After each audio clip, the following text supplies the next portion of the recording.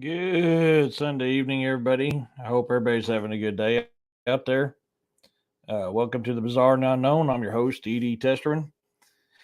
And tonight's subject is going to be about ghost. And that is because here coming soon, um, DA and I will be posting our findings on the investigation of the Shave Beaver Bar in Everton, Missouri that we went up and investigated Friday night. I know I've been working part of yesterday and most of today on a lot of video stuff. I still got a lot of video stuff to go, so it's a ongoing process. We'll get her done and get her out to you, and I'm hoping you guys enjoy it. I think you will. I know it was fun. I'm not going to talk a whole lot about it because I'm going to be waiting until getting closer to time. But I want to kind of hit the subject of ghost and kind of get a filler out there of what everybody thinks.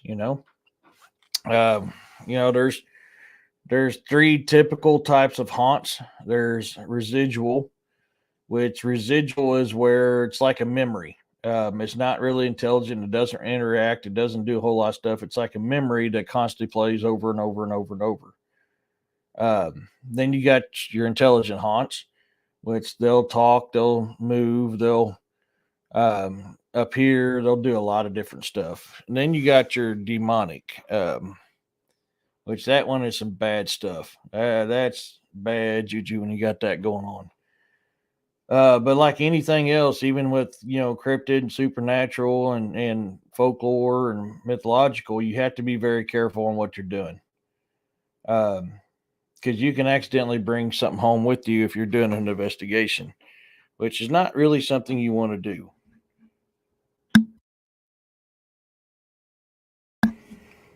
Okay, yeah, it's working. Um, but yeah, so it was fun. Now, I mean, most of the stuff, I mean, I've dealt with a little bit of everything out there. Like I've said on previous shows, I've had experiences since I was 3 years old when it deals with paranormal. I'm fixing to be 45 here in a month, and I've been dealing with that stuff since I was 3. So I've been dealing with it for a long time. And I'm always growing. My knowledge in this field is always growing.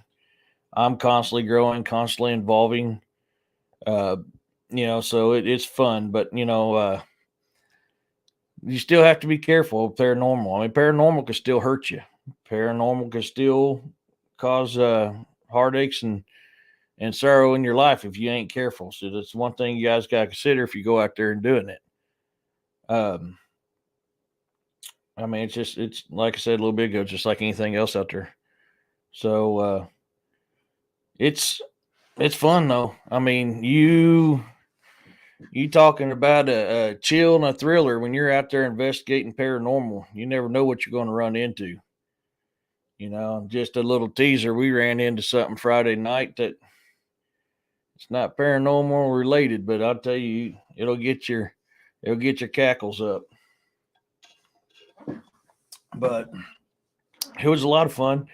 Now I've had paranormal experiences all over this world. I mean, I've had them, yeah, here in Missouri. I mean, all over here in Missouri. I've had them in California, Hawaii. Let's see. I mean, gosh, I'm brain far. I'm still half dead. Sorry, I've been staring at a computer screen pretty much all freaking day, so I'm a little poopered. Um, man, Ireland, Scotland, Guam, uh, Iraq, Kuwait, Australia. Whew, that's fun. I'll tell. Although, out of all the places I've been, Hawaii is probably the most haunted place I've been. I mean, there's a lot of haunts here in Missouri. Man, Hawaii's got some haunts out there. That is got to be one of the top 10 haunted places, at least U.S., at least wise U.S. But you guys also got to realize when it comes to the paranormal field, One thing that makes Missouri so good about haunts is we have basically limestone everywhere, and we have water above ground and below ground everywhere. Both of them are great conductors for paranormal activity. When they're combined, especially running water, it like amplifies it 20 fold, 20 plus fold, man. I mean, the paranormal activity is just through the freaking roof when you got running water and limestone. I mean, you got water and limestone, you still getting amplified, but running water and limestone combined through the roof on paranormal activity. I mean, there's so much of it out there. You know, it's amazing. It's just amazing what you can find. And some of the stuff. I mean, these I can't uh, verify the authenticity of this authenticity of this stuff, but to me, it's kind of a lot of stuff you're going to see when you're out there messing with the paranormal. This is a very common shape right here that you're going to see out there. It's kind of a misty figure. You can kind of see something. Um, there's so many reports of seeing this kind of stuff out there. Um, Here's another good example of the mist one. This is very common report when you're doing paranormal stuff. Um, it's just another one is we've talked about on William's show. We've talked it on some of mine too. Is your shadow figures. That is another very common one to see.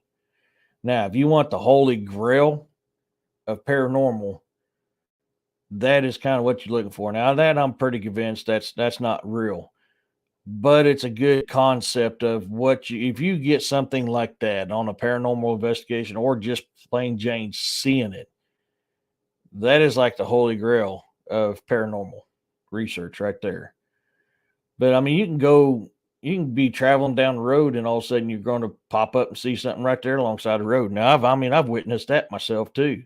We got which most places have this, but Missouri it ain't no different, especially where I live. Lady in white. I mean, that is one of the most common reports alongside the road is seeing a lady in white or a lady in red is another one. For me, what I saw was the lady in white. And what I like this one here.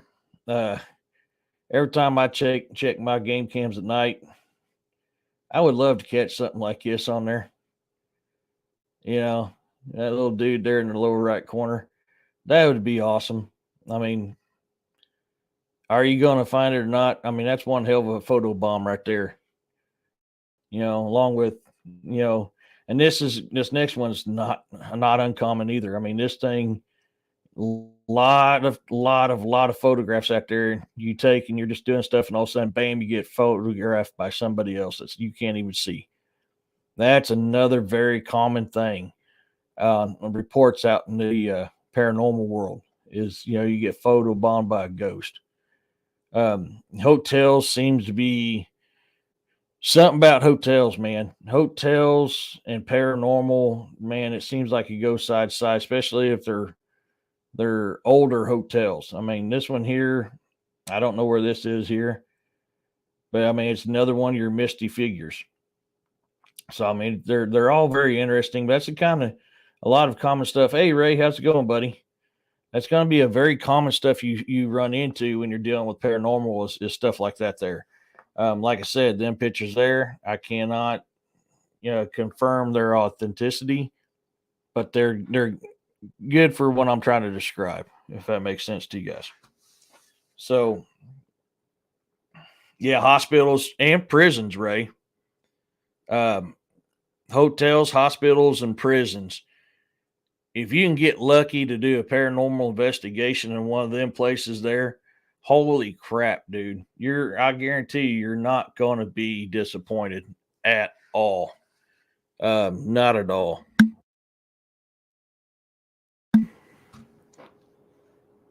So, uh, I would love, oh my gosh, if I can ever get popular and have the opportunity, oh my God, I would love to go to the bloodiest prison in the United States, and that's the old Missouri State Prison in Jefferson City. My God. Like when ghost hunters went up there and done an investigation, my God. I mean, the stuff that they caught and they recorded, holy cow, man. Holy cow. I would love the opportunity to go up and do a paranormal investigation at the bloodiest prison in the United States up here in Jefferson City, the old Missouri State Pen. That would be awesome. That sounds very familiar, Ray. The Waverly Sanatorium. Where do I know that? I know that name. Where do I know that name? That's the old mental asylum. I'm trying to remember where that's at though. Is that the one with 4 buildings, if I remember correctly, Ray? I can't remember where it's at, but yeah. Louisville, Kentucky. Okay. I believe that's the one that's got like 4 or more buildings to it. I can't remember off the top of my head. Oh yeah. Oh God, that I'd have to spend a week doing a paranormal investigation at that place. But if I had the opportunity, yep, I'd do it. In a heartbeat. I would do it. Um, I've got to save up money, get some more equipment and better equipment to help out when we do more investigations. I don't do just paranormal investigations. I do investigations on anything out there that's bizarre and unknown. Cryptid, paranormal, supernatural, mythological, folklore. I mean, if it's something out there bizarre and unknown, my fluffy butt wants to investigate. There's a few things that, yes, true, I would investigate, but if I was able to investigate without getting close to it, definitely want to. And that'd be like Wendigo, Ghoul, something like that. So that would be awesome. Yeah, Waverly Sanatorium, dude. Yes, I wanted. God, that's another place I'd love to go. And the hotel there, Eureka Springs. I brain farted it. Um, but yeah, I mean that place there, that hotel there in Eureka Springs, Arkansas. Oh my God, I'd love to be able to do something down there too. There's so much activity in that hotel; it's not even funny, man. I would love to be able to do investigation there. There's several places that I'd love to. I mean, we got some other stuff coming up. Um, I really don't think you guys are going to be disappointed with Friday nights. Um, I know I had a blast. Oh boy, did I have a blast. So I'm hoping to be able to do more stuff like that. Now, there's going to be a lot of times, kind of like Friday night, where I can't really go live to when we're doing that stuff. I just won't be able to. In the future, when I can get some better equipment and some more equipment and some things that might aid me where I can do something like that, absolutely, I would love to. But it's not I can't guarantee it. But I mean, if I'm ever doing any type of investigation and I can go live while I'm doing the investigation, I'll do it. Yeah, hands down, I'd do it. I think it'd be fun. I'm pretty sure it's something you guys would like too. But but no, I mean, it's just I can't stress enough caution with you. I was a little worried uh, because I didn't have my stage to be able to smudge myself for protection, but I haven't had anything happen, so we're pretty good. Um, so I mean, I ain't too worried about it. Um, but man, if you guys can ever get a chance to go to Hawaii and just go out and check some of the paranormal activity out there, you guys will not be let down. Oh man, I've dealt with things from natives all the way to World War II soldiers in Hawaii. Very, very, very, very active place. Extremely active place. Um, I literally had a World War II soldier that roamed through my house almost nightly when I was stationed over in Kaneohe Bay, Hawaii, Marine Corps Base, Kaneohe Bay, Hawaii. I mean, he would come in and mess with us. I'll be in my bed with my first wife at the time, and I'd look up, it's like, dude, do you mind? We kind of want some privacy. And he'd literally walk through the wall and go to my stepson's room. Hey, how's it going there? If I mess up your name, I apologize, but Calvillo, how you doing today? I'm not doing too bad. Um, but man, and he would always go and watch my stepson. It was, man, that was. I remember walking up one night. I was just doing some kind of night walking, and I looked down off the cliff down the beach. And a lot of times there in Waikiki, up by the rifle range, which is in a supposed to be a dormant volcano. Um, the water's deep enough, close enough, or there that you can actually, when January, when the humpbacks whales come through, they'll literally come up right by there and come out. And so I remember I was walking up by there one time, and down there on the flat rocks is a tombstone. And that tombstone was for if I remember right, it was a Marine Corps PFC that was sitting there on that rock, a tombstone for him. And I've seen a World War II apparition there. It was, oh man, it was cool. I mean, I don't know if it was that Marine there specifically, but considering the location and everything else, I say it's probably a dang good bet that was him. Um, and then, I mean, you got the guards of King Kamehameha. They roam that island all the time. You absolutely do not look at them when they're coming by. When they come by, you kneel down and you bow your heads and you wait till they go by. If you look up at them, they'll kill you. But they still, to this day, roam them lands protecting King Kamehameha's tomb. So there's a lot you got to pay attention on that. You know, when you're dealing with that stuff, they can be friendly at first, and it doesn't take much to piss them off, and they're not friendly no more. I mean, you can get scratched, you can get your hair pulled, you can get pushed, you can get things thrown at you. I mean, it. You got poltergeist, which is the German word for angry ghost. I mean, you can get a poltergeist situation pretty dang quick in a situation like that. I'm one of those people. I kind of wonder if poltergeist more is it more of a demonic side of it. I don't know for sure. I just know how they act, and it sounds a lot like it. So the possibility of it being being one is good, but I can't. That's just my theory. I'm not 100% in that pool, but I'm wading in it, if that makes sense. So I mean, you got to keep an eye out on that stuff. I mean, I've had stuff here that gets moved, thrown. I've had pictures come off the wall. I've had stuff come flying off the shelf. Dishes come out of the cabinet. That's usually when I got to stand up, and take charge of my home. If I don't stand up, and take charge of my home, then they'll wreak havoc on your life, man. So I always take charge of my home, and I bless my home.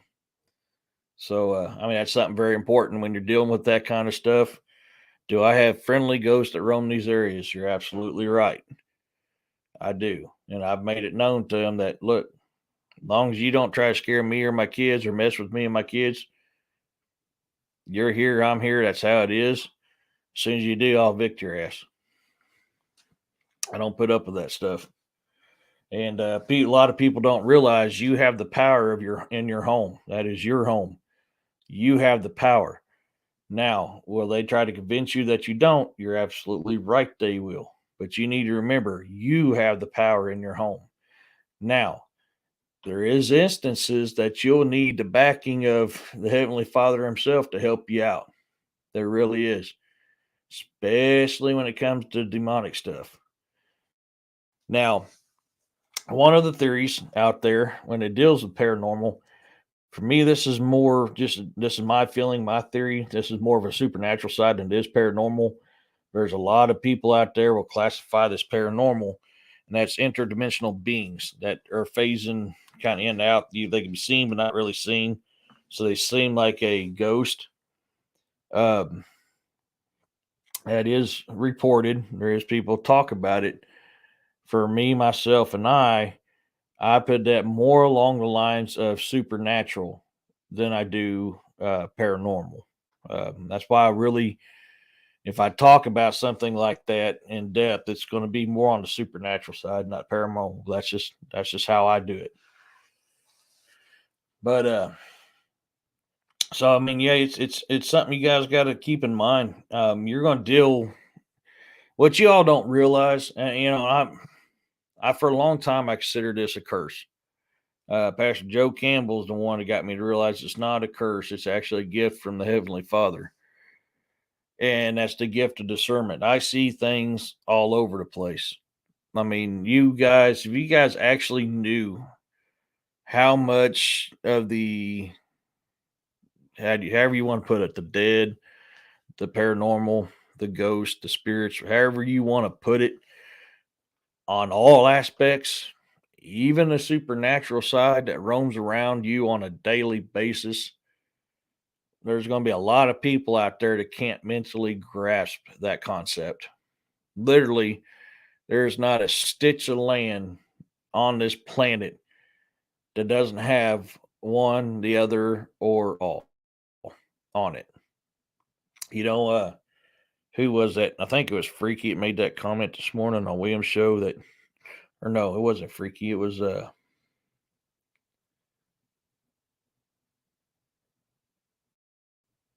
can't remember who made the comment off the top of my head, but they said that, we build our lives upon the bones and ashes of our ancestors. You're absolutely correct. There ain't too much a stitch of land on this planet that hasn't seen, human death, let alone anything else at all on this planet. And you got, beings from other planets, beings from other dimensions here that, some die, some don't.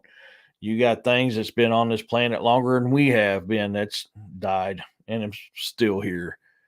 So I mean, you got that stuff on every aspect, every level, all over this planet. There's not a place in this world you can go that you will not have, a supernatural or paranormal encounter. They're all over. Now, giving the situation of land, electricity, in the air will determine how much of that you get to experience. That's true. To those that can't see that stuff or feel that stuff, it'll be harder for you to do it. People who's more in tune to that stuff will see it. And I mean, I see it all over and I feel it all over. I mean, it's constant watch, constant seeing. So you guys got to keep that in mind. Um, a lot of people will tell you ghosts aren't real. Now, it even talks in the Bible about ghosts. The ghost is there. Every kind of culture, past and present, has story about spirits or ghosts. Every single freaking one of them. So if they're not real folks, then why is it that every culture, past and present, that talks about ghosts and interactions with them? And I beg this question to you, and this is, it's no secret. I never keep this secret. I am not a religious man by far. I am spiritual. I'm not religious. I'm not a huge fan of the King James Bible. I still read it. I still study it, but I'm not a huge fan of it. But even in your Bible, if that's what you believe, it talks about the at the end of time, the last days, the dead will rise before the living. And if that's the case, then and you don't go directly to heaven when you die, then where else do they go? So my theory is that's why you have so much activity here on this earth. So it's funny when someone dies, oh, he's in heaven now. He's going to see his father, the heavenly Father. But yet in the Bible it tells you that the dead will rise before the living and go up into heaven. And it talks about how you don't really go to heaven directly right off the bat. Is that why we have paranormal activity here? Possibly, you know. But it also says in there that you go to heaven. So I mean, it says two different things.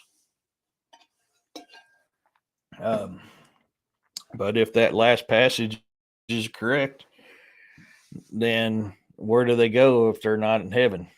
They're still here. They're still in the spirit form. And I think that's where, I mean, look at every ancient culture used to tell you to pray to your ancestors for protection and guidance and wisdom. Okay. So if your ancestors have passed on, then who are you talking to when it says talk to your ancestors? You know, that's something to think about too, guys. Now, I'm not here going to tell you that's fact and that stuff. That's not. I'm not going to do that. I'll just tell you that's kind of what I kind of believe.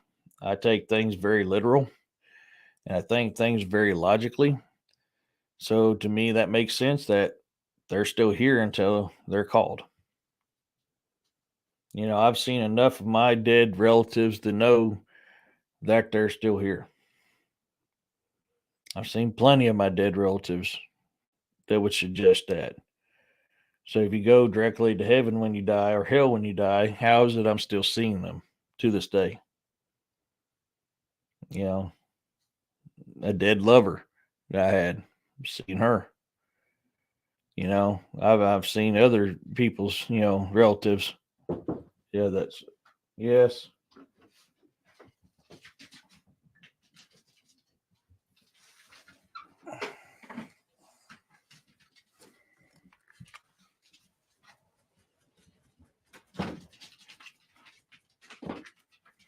But I mean, I don't know. It's what do you guys think on that? What's your guys' opinion on something like that? Kind of curious what you guys think.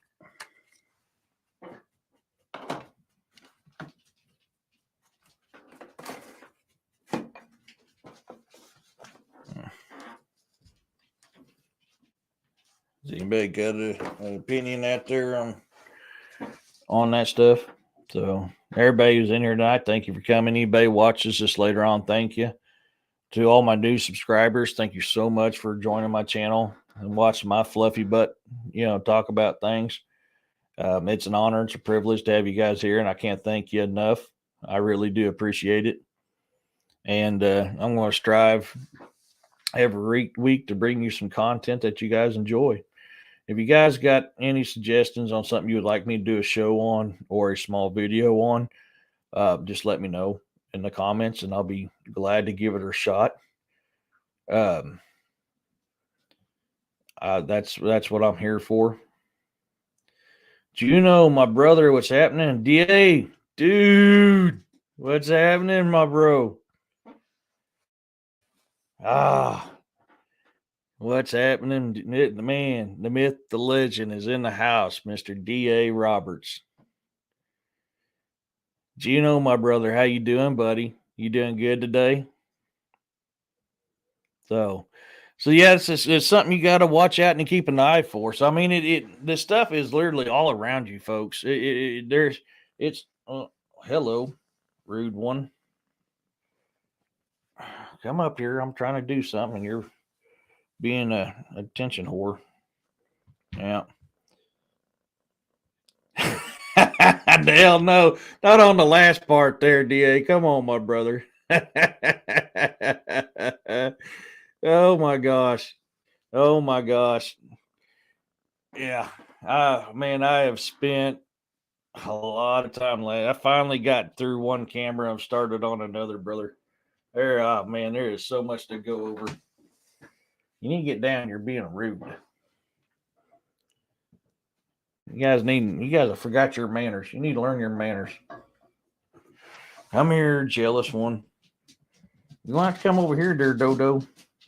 There you go. All right. You happy now? Yeah, it's not the face I'm talking. Sweet. Yeah, it's wet. Hey, I said no. Now you're being rude. I'm gonna put you down if you don't quit. You need to listen. Man, yeah, there's a lot, brother. But getting back to things. So, um, man, you'll a lot of your paranormal experiences, and some people talk about this and some don't. This has it's the same concept as it deals with cryptids. People are usually scared to talk about this stuff because they don't want to get looked down upon. You know, me personally, I really don't give two flips what somebody thinks on what I believe or don't. It's a free daggone country. I help to make it that way and keep it that way. So I'll believe what I want to believe and say what I want to say. I really don't care. But I understand how, because I mean, there was for a long time I didn't do it myself. Um, a lot of my paranormal, supernatural, encrypted stuff that I experienced through my whole life, I didn't want to talk about because I got laughed at. And then I just got to that point in my life where I just didn't care no more. I really don't care what people think, and I love hearing people's stories. That's why I always tell you, if you send me an encounter and you want me to do a video on it, but you want to remain anonymous, I'll keep you that way. I respect your privacy. I really do. If you guys want to talk about it, another good platform is my campfire chats with Eric Guest on Saturday nights, man. Honestly, that's what that platform's there. It's a safe place, a relaxed place where you can just talk about that stuff. Ray here just had, some interesting stuff happen. It was a couple weeks ago, and no, it was last week. It was actually last week, and he ended up getting someone to come in to bless his home with what he had going on. Ray had some stuff that was scaring him and his mom. You know, and now he's man he it's amazing, especially on the negative side of paranormal. The negative side of paranormal, when you're experiencing that, uh, what the hell's going on with my camera? That thing is doing some weird crap again. There must be something behind me that I'm not seeing. Um, there is when you have negative energy that is messing with you, um, it's gonna feel heavy. You're gonna be restless. You're gonna be paranoid. You're gonna be scared. You're going to be constantly jumping at the littlest thing. I mean, you're going to see stuff that ain't really happening, or you're going to, think or you're going to see it. I mean, and the thing about negative spirits, negative ghosts, even on the supernatural side of it, the negativity, you're going to feel like the weight of the world is upon your shoulders. So and Ray can back me up on that. He literally just experienced this. And then once you're able to remove that from your home, the weight that comes off is almost like you can jump to the moon. And that is a very common report. And it's something I've experienced myself. I mean, I have experienced that negative stuff until I got rid of it. And once it was gone, I mean, it's just, a good way to look at it. I don't know about you guys. I'm a big time Dragon Ball Z fan. I love Dragon Ball Z, Dragon Ball GT. I love them all. And Goku is always working out with all these monstrous heavy weights. And then once he takes it off, he moves faster and he's able to do stuff. Well, that's what it's like when you get that negative entity out of your home. It is a lot like that. My gosh, I am becoming a freaking pet farm right now. I have a dog and a cat in my lap. Um, it's it's a huge relief. It really is. So if you're dealing with stuff like that, and I've told this to several people on my shows. I've said it on William Nighthawk's shows. Get somebody there to bless your property. Take back control of your home. If you don't, bad things happen. So if you don't want it at home, you need to take control. That is your home. You have the most power and control of your home is you because it's yours. But there's times that you need backup, and that's where you get whatever it is, whatever religion it is that you subscribe to, you get that holy man to come out there and bless your home. Honestly, that's the best bet you can do. And I was so relieved when Ray, let me know that it was everything was good now. I mean, he just felt that weight come off him. That made me so happy to hear that. So I don't know if Ray. I know we talked about it in my campfire chats.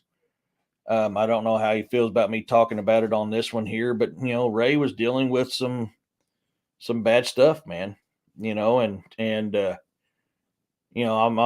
so happy he got it taken care of. I really am.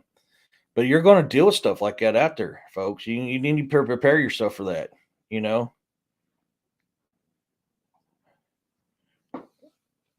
right here he goes. I did that when my friend came. Yeah, exactly. I mean, and that's 100%. I'm so happy for you, buddy. You took control of your home. You got the backup you needed, and you got that out of there. And I remember you saying it was like a huge weight off your shoulders when it was gone. You can just feel everything loosen up and come free. I mean, and that's you're going to experience that, especially when you have a lot of negative energy there, and you get rid of that negative energy. That's going to be a very common feeling that you feel. So, but you have to be careful, folks. When you're dealing with negative energy can seriously hurt you, both on the paranormal and the supernatural side of it. Negative eight, eight, stop it, nine, nine. Um, Negative energy can really, really put a whooping on you and really hurt you. That a negative energy um, will really test your beliefs. I ain't gonna lie to you. It's now a light feeling in the home. See, yeah, right there. I mean, right from the horse's mouth, right there. It's like I was telling you guys, man. So when Ray updated us on what happened, I was so happy to hear it. I was so happy to hear it. Doesn't he want to listen? The whole entirety of the world is evil. Heck yeah, William. How you doing, my brother? Man, that was a good show this morning, my bro. Hell of a good show this morning. But you're absolutely right. I mean, the world is full of both positive and negative energy. And I believe it was last week I was talking. Hey, nine, stop it, behave. We're not doing this. You guys are being rude. Sorry, guys. Um, but anyways, it's if every culture has always talked about this, but the most common one that people know is yin and yang, good and evil. There's always good and evil in this world. There's the light, there's the dark, there's the positive, there's the negative. It is all over this world. You have to choose which one you want to be, and you have to choose which path to follow. Like the Native Americans always say, you either feed the white wolf, which is good, or the black wolf, which is bad. And whichever one you feed the most is the one that's going to project the most in you. So nowadays, I try to feed the white wolf. I want positive energy. I try to stay positive. Do I slip sometimes? You're absolutely right. I do. I am human. I absolutely do.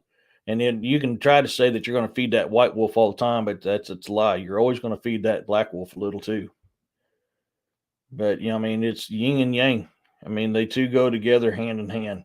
So you guys got to understand it, and that's not just with the living. That's with the dead and the supernatural as well. That's with the cryptids. That's with the folk, the mythology. That's with folklore. That's with anything deals with that. There's always good and there's always evil.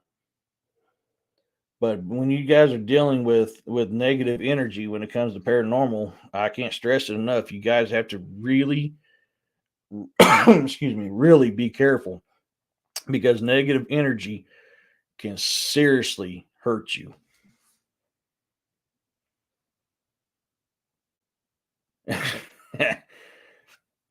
Yeah, it's true, man, but that can also cause a lot of bad for you for the rest of eternity. That is true, though, William. I'll give you that. But you go down that route, then your eternity ain't going to be worth a flop. You got to be careful on that stuff, man. But and so like when I'm dealing with stuff, and like I said, I'm always evolving, I'm always learning, I'm always trying to improve, I'm always trying to do more things to protect myself, my family, my friends. It's like my great grandpa said. Well, my great grandpa and my grandpa Simon both always said, "The day you stop learning is the day you die, and even that day there, you learn something new." So you got folks, you always got to be learning. You've always got to be testing yourselves. You always got to continue taking on knowledge. It's like the old GI Joe saying, "And knowing is half the battle." You're always going to be learning something. So, I mean, take the things that people do good and apply it. Take the things that people do bad and learn from it. I mean, that's I can't stress that enough. I'm always talking about it. William's always talking about it.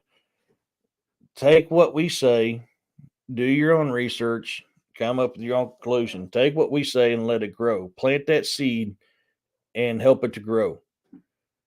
I can't encourage that enough for anybody. It's most important, and that's with any aspect of your life. So, and I'm always doing that. But it's hot in here. You're starting to make me sweat, bud. I know you want to be up there and be on the interweb, but it's hot. You're making me sweat. Um, so I mean, when you're doing that stuff, so things you can do to help you protect your home. If you don't want that kind of stuff in your home, you need to keep salt down, wrought iron. Me and Williams talked about this before.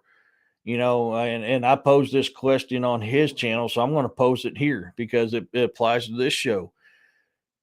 Growing up, I always remembered graveyards, even some of the funeral homes and stuff like that had wrought iron fences, and some places had wrought iron around their windows. Can you guys in chat tell me why wrought iron is extremely important when it deals with paranormal and supernatural?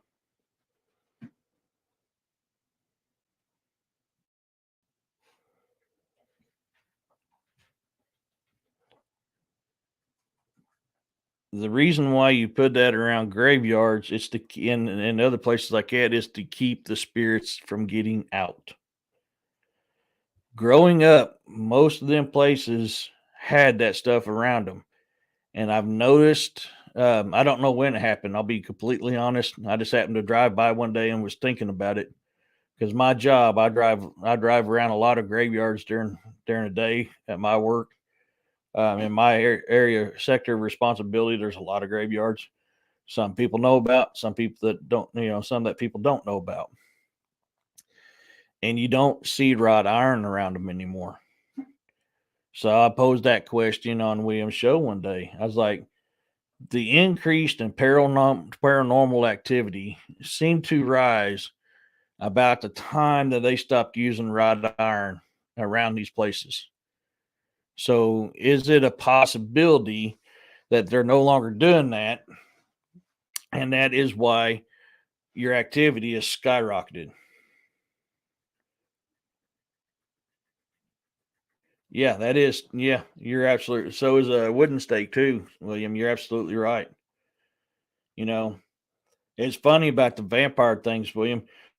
A lot of people don't realize the myth about vampires and garlic. You know how they always tell you vampires don't like garlic because it's like acid to them. That came about because anything like ticks, mosquitoes, leeches, if you have garlic in your system, you're less likely to be bit by them.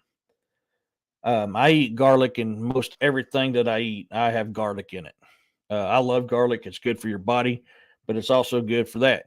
My kids grew up with their mom. Well, their mom is a city dweller, and they come out here. It's like, man, I can't get enough to get attacked. I was like, eat more garlic, and they're like, oh no, no. But once they start doing it, they're going, holy cow, Dad, it works. I was like, yeah, that is where the myth of vampires not liking garlic came from. Was that right there? Anything that survives off blood does not like garlic.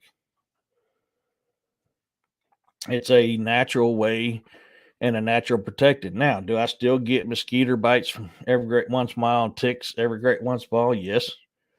I still get a tick crawling on me, but very rarely do I actually get a bite on me. Yeah, yeah, absolutely, William. I pretty much, I mean, even popcorn. I love garlic on my popcorn. I eat garlic on a lot of stuff. I mean, it's good for your heart. It's good for your body and your health. I mean, it's an extremely good thing. Added bonus, it's a natural protectant against blood feeding parasites. So, and there's types of vampires that are blood parasites. There's many other types. Not all of them survive off of blood, but that is one of them. I'm sorry, wait a minute. Okay. Um, so you guys need to keep that in mind when it comes to this. I know that's not really ghost related, but I couldn't help but talk about that. So, but I challenge you guys to stop and think about that on the activity level, how it's raised since they stopped using that wrought iron. And wrought iron is like kind of like you take a fresh piece of steel out of a furnace and it's scalding hot and melt the flesh right off the bone. That's what wrought iron is to the paranormal supernatural. It's unbelievable how that happens. What? I put him down. I'm not gonna let you up too. I know you old Mexican jumping bean. Um, got two dogs and a cat in here. Um, so I mean, keep that in mind. So that's another thing you can do to protect your property is keep wrought iron up. The other thing is constantly from time to time, smudge your home. Bless it. Get the sage, get the cedar, get out there and put a blessing on your home. Have a holy man come out and pray the blessings. Pray to the ancestors and the good spirits to protect you. On the Christian side of it, pray to God to send angels down to keep you safe. I mean, the powers of the great creator, the heavenly father is unfathomable. There's nothing stronger than the heavenly father, and he loves his children. So you pray for protection, he'll send protection. And I highly encourage that for people who don't want to deal with it. But you also need to do your part and take control of your home. I can't stress that enough. I really cannot stress that enough. Um, the hell?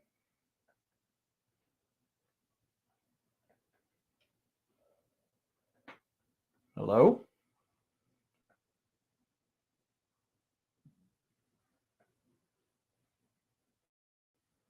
Give me 1 second, guys.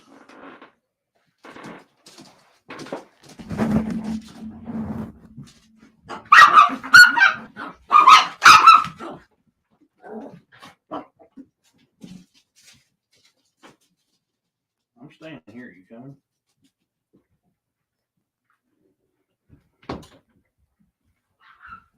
Well, it might have been just a cat. I don't know. Guess we're a hard dang woman talking just a few seconds ago. Um, exactly. And a lot of people don't understand. That's a double-edged sword. And a lot of people understand when you call for help from your heavenly Father, and He sends an angel down. An angel cannot return back to heaven until his task is completed. So when you're praying for that kind of help, you really seriously need to consider actually completing what you're asking help for. Otherwise, an angel cannot return home. Thank you, DA. Appreciate that, brother. Um, I know that's not on this ghost topic, but I can't stress that enough. If you pray for help from God and He sends an angel down, because that's what happens, God sends an angel down to help you perform that task on whatever help it is that you need. Make dang sure that you do that, because otherwise you doom that angel to here for eternity. Because he is not allowed to return home until that task is completed. So be very careful when you do that. I can't stress that enough. That's very important, you know. Um, but yeah, I mean, so I like to ask for protection, and oh, I gotta throw a deal out there real quick to help my good brother William Nighthawk with his medical stuff. Make sure you go find him on his bonfire deal and buy one of his shirts. Kind of help him out. Um, I'll be plugging your stuff here in a little bit too, Da. I've always plugged your stuff because I can't stress enough for people who follow Mr. Da Roberts here, fellow author, hell of a good man, investigator, cryptozoologist, hell of a good man too. Um, but William, if you wouldn't mind, I can't remember your bonfire deal off the top of my head. Can you put it in chat so I can put it up for people to look at it? I need to remember to make a banner of that. I've got a bonfire deal too, y'all, but I'll be completely honest with you. I can't figure out how to get people to go to it. I am not very tech savvy. I can do some things on the computer, and I learn more every single day. But I want to cuss these things and shoot these things more than I do anything else. Oh, not a problem, Da. Uh, so as soon as I can figure out what I've right now, all I've got is a shirt design um, myself. I'm trying to figure out how to do other stuff. William was kind of explaining it to me this morning on the backstage. I'm just going to have to keep playing with it till I figure it out. Um, I'll be looking for places to make some patches and some stickers. I got some designs. One of them's going to be this one here. I'll probably be doing some stuff for some of the books that I sell as well. Uh, so I'll have that up as soon as I can figure it out. But if William wouldn't mind, put your bonfire stuff in the chat so I can get that up there to show people. Um, there we go. I'm not as tech savvy, so I don't know how to make things pop up automatically on this StreamYard thingy. I'm still learning this thing, so I got to manually switch my banners. But back on topic here on Ghost. So I'm kind of curious on the people here watching, and if you're watch later on, still hit my comments. I reply to them. I can't always get to them right off the bat because I'm either usually busy at work, or I am a single parent. So I get busy doing that stuff, especially considering, my youngest has got prom, just had prom yesterday, and now she's got a pageant coming up and a play coming up. So I get kind of busy. Plus doing this, the stuff I do on the side with investigations, I stay pretty busy.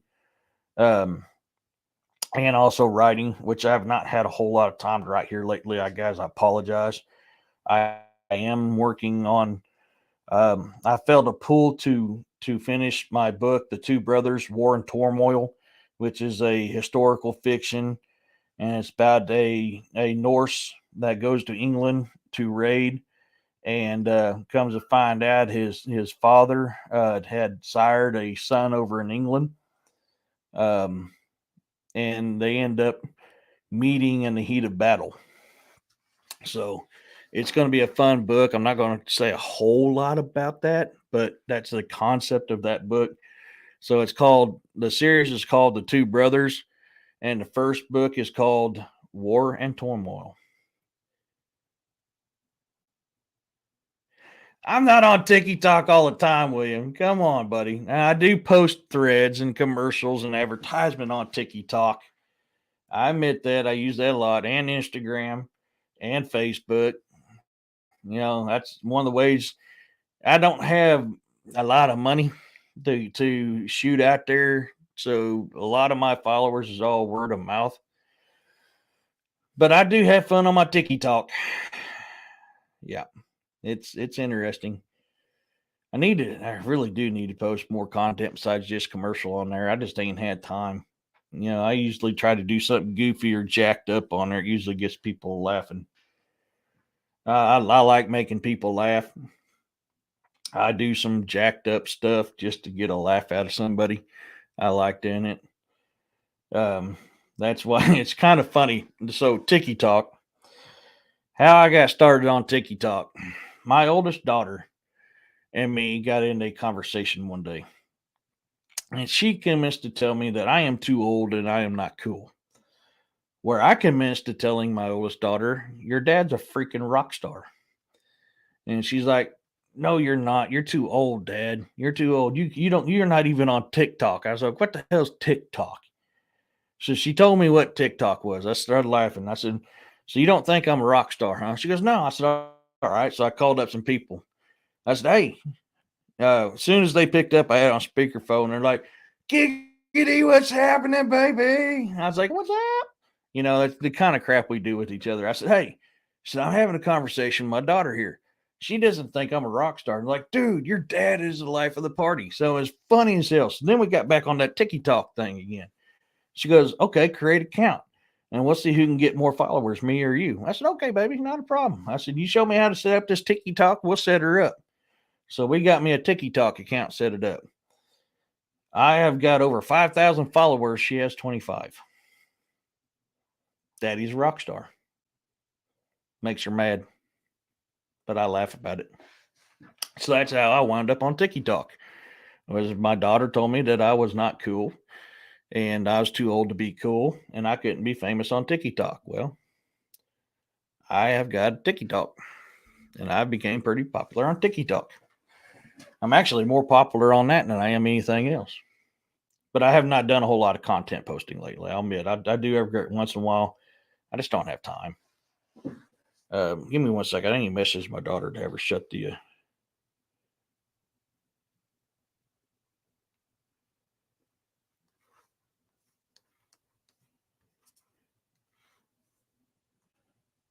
William, you still in here, bud?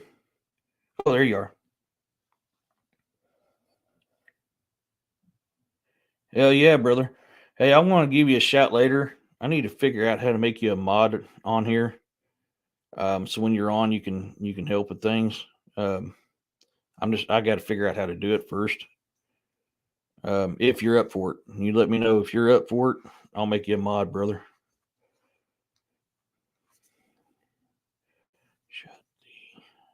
I got a roast in the oven.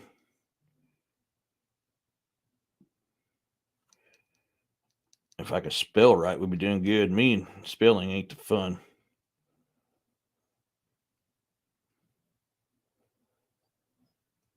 Okay.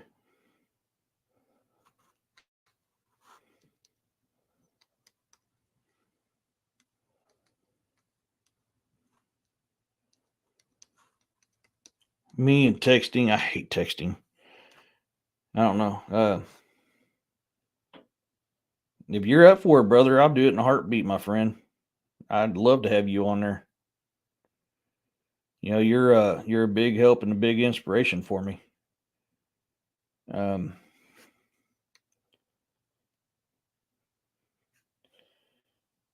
uh, let me figure this out here. Okay.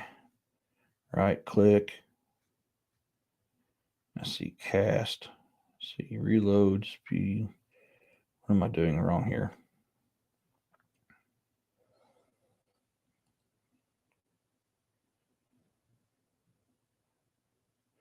I don't want to do any of that.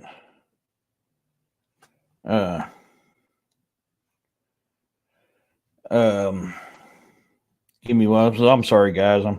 I'm learning stuff very new every single day. So it gives me back, reload, add speed dial, add bookmarks, full screen, copy address, save as.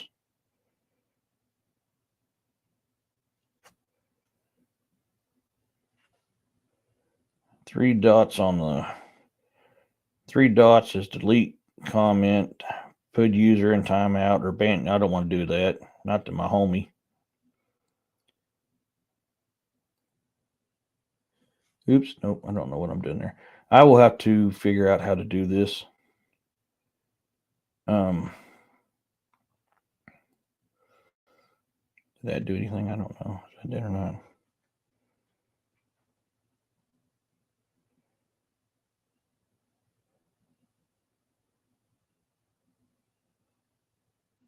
Right click.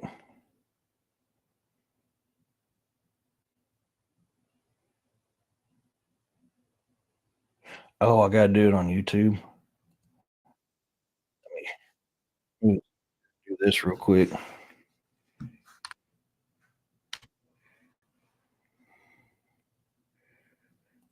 Let me turn my volume down because otherwise it's going to echo through here while I do this real quick.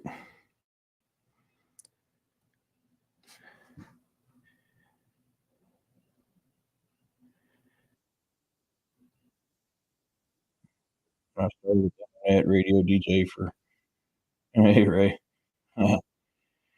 When I started with the internet radio DJ for a company out of Canada, I started with 3,500 people. After 4.5 years, 11 million followers worldwide.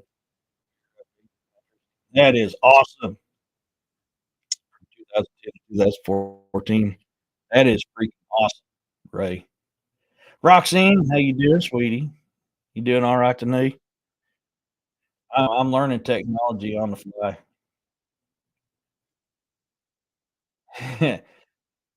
I like Ray a lot. Ray is a very Ray's got some good stories. I don't want to report the block. I'm gonna have to do this another day. I don't know. Oh, I don't know what's going on. I'm not. I mean, maybe because I'm not logged in the right one. Switch accounts. Bizarre and the unknown. That's good, Roxanne. I'm glad to hear that, sweetheart. Um, I'll just have to play with this and figure this out. It's only want me to ban stuff, so I just have to mess with it. I don't know what's going on. I just remembered I can't go live on my author one because it won't let me do it, so I got tired of fighting with them. That's why I may be primarily putting everything on this channel here because I can't do a full author thing. Says I've got 3 accounts and I've only got 2, so it won't let me, it's apparently something about the phone number with the other one, and I've tried talking with them. I tried to do a bunch of this stuff, and they just absolutely refuse to answer me.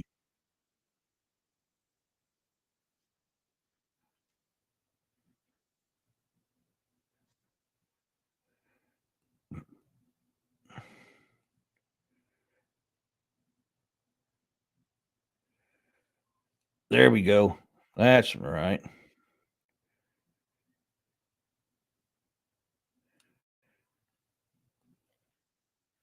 That should have it now. Yes. Okay. So that has it now. Perfect. William, you're now a mod. So get back to the get back to the show. Thanks for that help, DA. And thank you as well, William. Um yeah, computers are a pain. Me and computers fight so much. So one bad thing I learned on Friday night better cameras. So I've looked at a couple. I can get 4 5 cameras uh, that can do stuff. Um, so I'm gonna be looking to get them, but they're like $100. Oh, last year Joey was telling me about a doll that's still at the Pay Lake that he believed to be haunted, along with a ghost that shows. Believe it or not, there is so many reports of dolls or even other stuff. I don't know what it is about freaking dolls. Paranormal is attached to freaking dolls. I mean, they attach to a lot of things. I love thrift shopping. I love garage selling. Do it a whole lot anymore. A, because I don't have time. B, and I don't have the money because yeah, my funds are sunk into my home and my kids.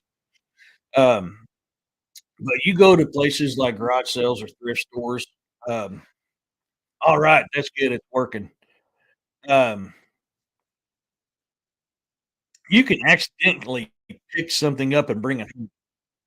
And there is so many reports on the ghost side of things where they've found something or they bought something and they've never had any kind of ghost activity in their home whatsoever, and all of a sudden they're just plagued with it afterward. I mean, and it's the same,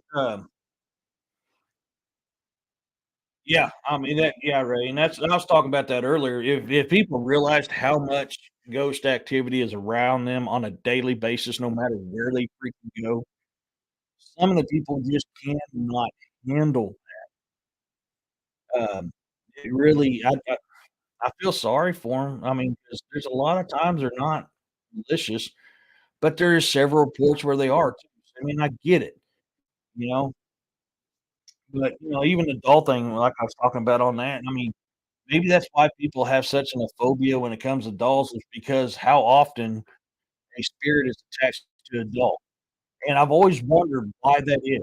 Is that, is that one way for them to feel like they have a body again? I don't know. But spirits are so attached to dolls, it's not even funny. You got Doll Island down there in, I wanted to say Mexico, but I don't think it's Mexico. It might be Mexico.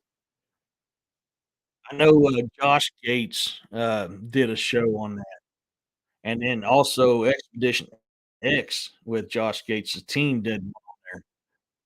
That island is covered from one end to the other with dolls. So, I mean, maybe that's why there's such an, phobia is because that kinda stuff happens. I could be wrong. I don't know, but it makes a lot of freaking sense. But, I mean, they can attach to anything, really. They can attach to anything. So when even though I love doing this, I love thrift shopping, I love garage sales, you still have to be very careful when you're doing that. Always gotta be careful doing that because you can accidentally bring something home. So if you're out there, I mean, you may say, "Hey, if anything is attached to this, you're not welcome to follow me home. You must stay." You gotta really take charge. Once you buy that, that's yours. You have power. That's something to consider. You may wanna bless it when you get home and chase off the evil kind of spirits. Because one thing for sure is you don't wanna bring an evil spirit home. You don't wanna bring a negative spirit home, and that can happen just from you going, "Hey, that looks like a pretty cool little chair. I think I'm gonna grab that chair up." Next thing you know, you got a 90-year-old woman that's rocking in that chair in the middle of the night that's mad at the world, and you've now got a haunting in your home just 'cause you bought a chair. There's been several reports of that happening, rocking chairs rocking on their own. That's just it's one things that happen. That's the thing when it comes to the paranormal side is, when someone dies, take the chair for instance, they spend a lot of time in that chair, love that chair. Hell yeah, we you missed it last night, we was trying to find the perfect guy to play you.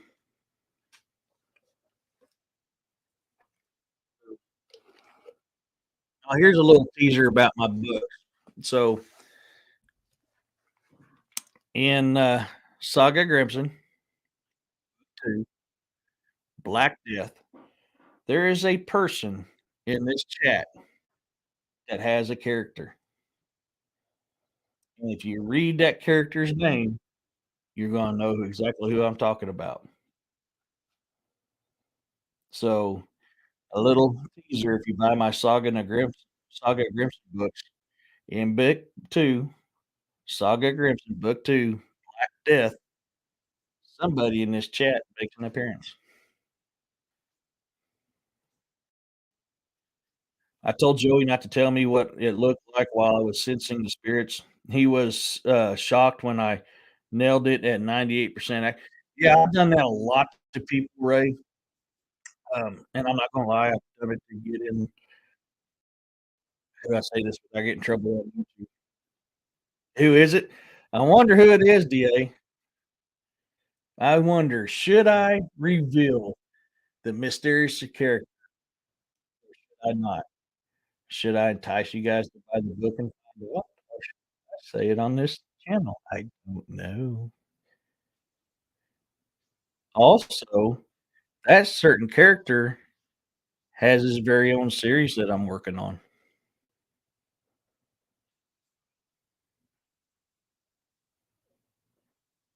That's what I'm thinking, DA.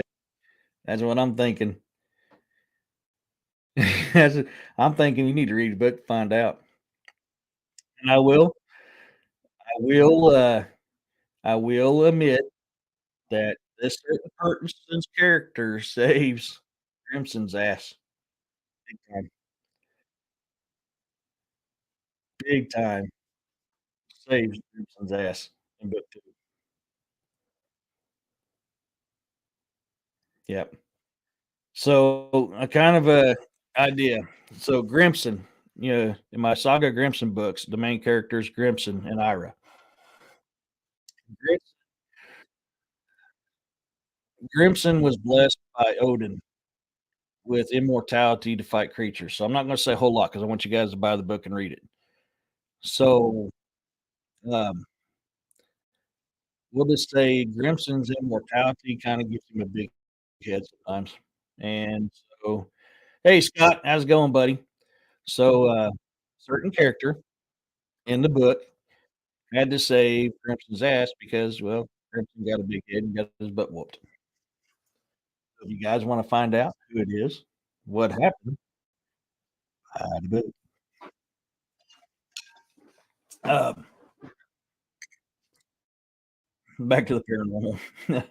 I did have to throw that kinda out there. Um, so, so, so when you're doing with that stuff, you gotta think about this, dude. Always remember you gotta constantly be safe and constantly take care of yourself. If you're doing paranormal investigations, find something secondhand, from places like garage sales, or stores, or you find an abandoned home and you find some really cool stuff you wanna take home. Be very careful, folks. Be very, very careful when you do that. I'm not saying don't do it, just be smart when you do it. Uh, but it's I have seen that, and I've seen so many reports of that happening. It's unreal. It's unreal how much that actually happens. So, yeah, it's so I love the paranormal. I love everything. That's why I do the show. That's why I co-host with William. I love this type of stuff, on all aspects of it. Do I get on the political rant every once in a while? Yes. Do we do it on William's show more than we do it on this one? Yeah, we kinda do. Yeah. Man, I am blurring. There must be something around here that's causing my autofocus nuts, or it's just technology. Uh, but I mean, just it can be a very fun thing to do, but it can also be very scary, and you gotta be careful, guys. You really gotta be careful. Uh, William talks about that stuff too. William is very knowledgeable. Yeah, he talks about that stuff. So just make sure that I don't know what story does, or I don't know stuff. Uh, but, so if you need help, I mean, there's some people you can reach out to. You can reach out to me, and I'll help you the best way I can. If I don't have the answer, I will. I don't. I'm never going to claim to be an expert. I always tell people all the time, I'm an aspiring person in cryptozoology, inspiring person when it comes to paranormal stuff. I'm gonna be learning. I mean, EA says it all the time. I say it all the time. William says it all the time. There's no experts in this. We're constantly learning, and I can't stress that enough myself. I will never claim to be an expert. I mean, even I get stuff wrong, folks. I'm human. We're all human. We all make mistakes. A lot of stuff that we have is a theory, and, you have to realize so I just say I'm aspiring, because that's exactly what I'm doing. I'm aspiring to be this stuff. I learned a lot of new stuff. DA's been a big help learning some of this stuff. William's been a big help learning stuff, things that I didn't realize I know, and I've learned a lot from them 2 people right there.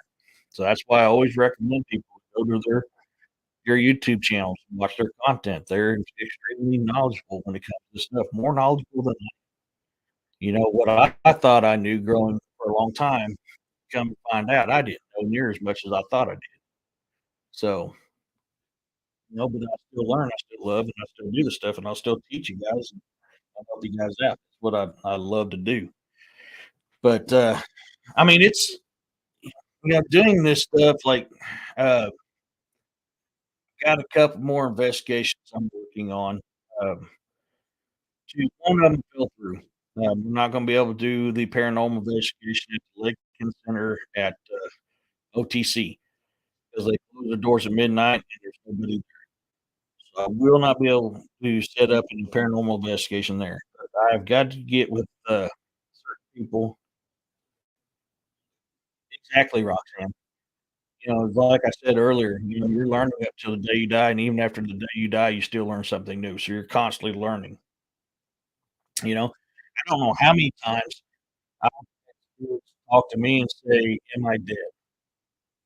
That seems to be a very common question when you're doing paranormal activity, "Am I dead?"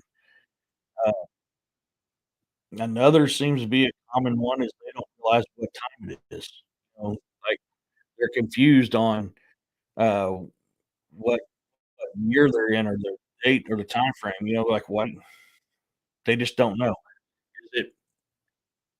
Is it because that they really don't see time like we do? Is it because they're still in because they died in a certain time frame that that's the time frame they're stuck in, and so they see things different when we do? I don't know. Both of them are very plausible, and there's a very high probability of being that's the way it is. Maybe something happened to them so bad when they did die that they just reality just ain't hit them. I mean, I don't know.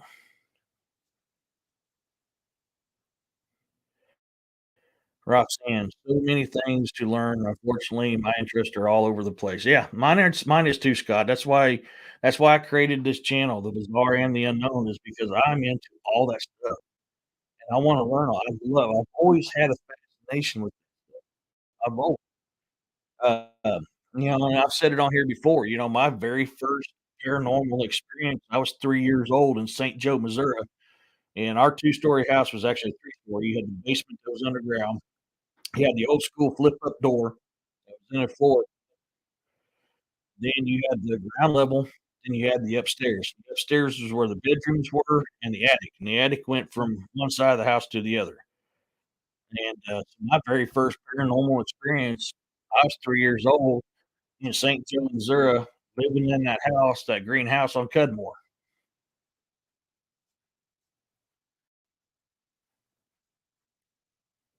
Hey, everyone learns at a lot of different things. Oh, yeah. I love learning stuff. Maybe I'm the human version of, Spock. I mean, I don't know. I love learning stuff. I learned useful stuff. Did you know that in ancient Egypt, they used slaves to sit on the toilets? People don't realize this. In the homes in Egypt, they actually had little slits along the wall, and these was toilets. That's what they did out of. So it would get cold at night. So at nighttime, they literally have slaves that sit on it to keep it warm so the Egyptians can have a warm place to poop. Useless information, but I learned it. I don't know if that helped anybody out, but it's amazing what you learn. Some stuff you call it useless, but man, it is what it is. Um, so, that was my first one, and that was my mom's mom, my grandmother, to help keep me alive. When I was born, lungs were together, they weren't apart like ours usually is, so I had to be shaken 24/7 to stay alive. If they stopped shaking me, I couldn't breathe. So, my, late grandma was very attached to me. It was her and mom who kept me alive for the first part of my life until they was able to get my lungs to be normal so I could breathe on my own. So, when she sadly, she had some mental health issues and she took her own life. And I know they tell you if you take your life, you go to hell. I can tell you firsthand that my grandma still roams this earth. My granddad's house is in St. Joe. had its moments of spirits now and then. Yeah, there is a lot of history in St. Joe. Roxanne. A lot of history in St. Joe.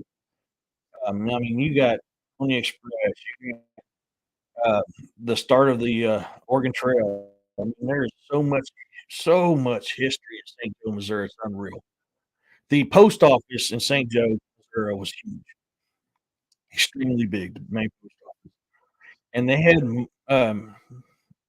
this stuff was called memorials, the paintings. They had paintings on the ceilings and stuff of Osage Indians and white man interacting and stuff like this all over. I don't know if it still does. I haven't been there in years. This was the '80s the last time I'd been in there. I just never had no use from then on going in there, so I never did.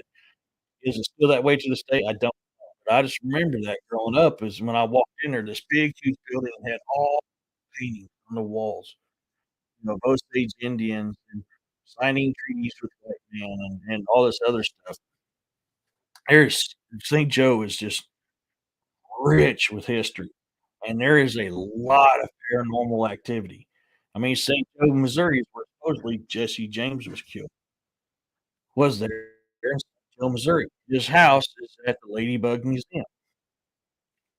You know, I mean, Wild Bill Hickok has got stuff, he's got history there. Well, Disney has history there. You know, there's a lot of history of a lot of people, you know, just Billy the Kid's got history in St. Joe, Missouri. Wyatt Earp has history in St. Joe, Missouri. So, I mean, there's just so much history in St. Joe, Missouri, and there's so much paranormal activity there. There's still a lot of very old buildings in St. Joe.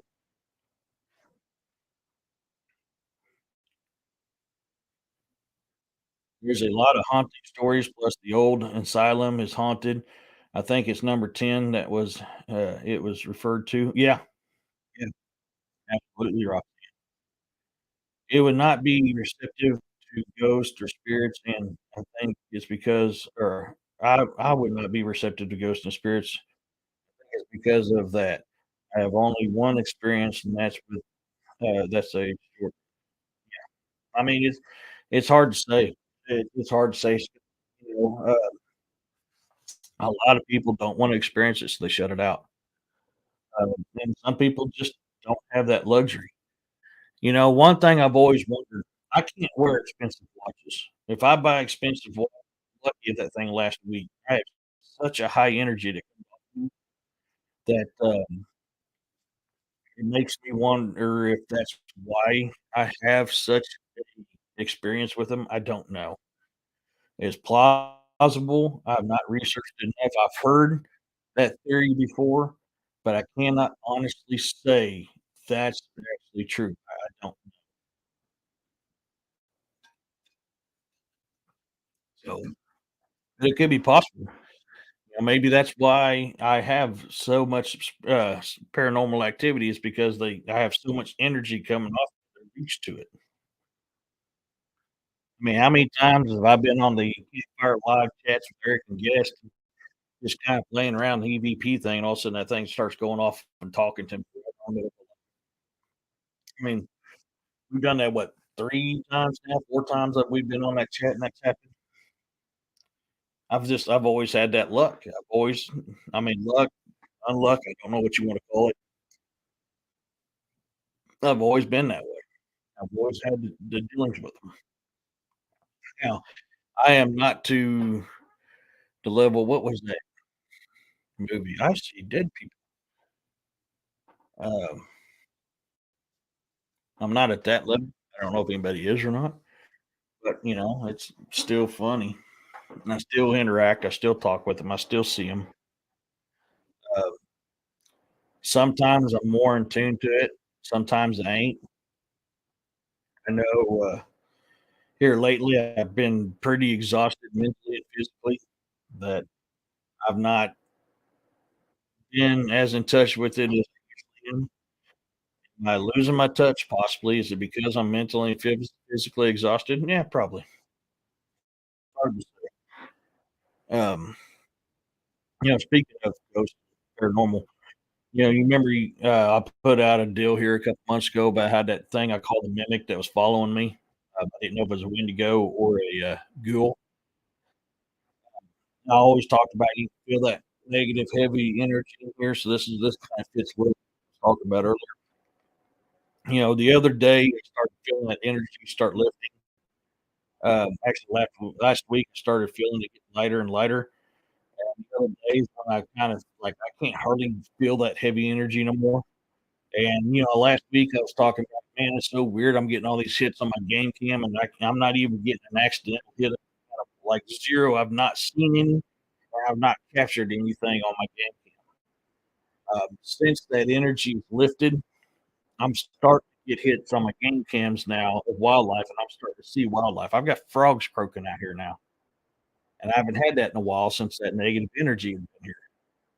So I'm kind of excited about it. I mean, I got 3 hits back to back the other day of a doe walking through my woods. Now I've not had that on there for over a month since that thing had been here. So it kinda tells you what negative energy would do. It to me, that was a supernatural being. I'm pretty convinced it was either Wendigo or Ghoul. Pretty dang convinced that's what it was, just because of how it acted and the things that happened. Uh, Things I experienced, it was like one of the few times I actually had fear of something. I mean, I was freaking scared as hell because of what that thing was doing to me. Uh, but ever since that's lifted, everything started turning back to normal. I've not had any current dealings with my guest. They seem to disappear when that thing was in the area. I don't know if they'll come back. I hope they will. Last year was the first time that I had an all year round experience with them. Um, Maybe they'll come back. I don't know. I'm guessing. It was like everything else in the area. That negative energy ran everything off. It's the only thing I can think of. I don't know. But the good news is the energy's lifted. It feels lighter here. You can actually breathe. You actually feel better, and the life is starting to come back to my property.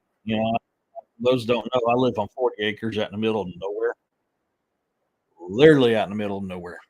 And I love it. I wouldn't have it any other way. I have every kind of walk of life that comes on my property. Anything I want to eat, I can either hunt it or gather it. That's why I fought so. It's one of the reasons why I fought so hard for this place.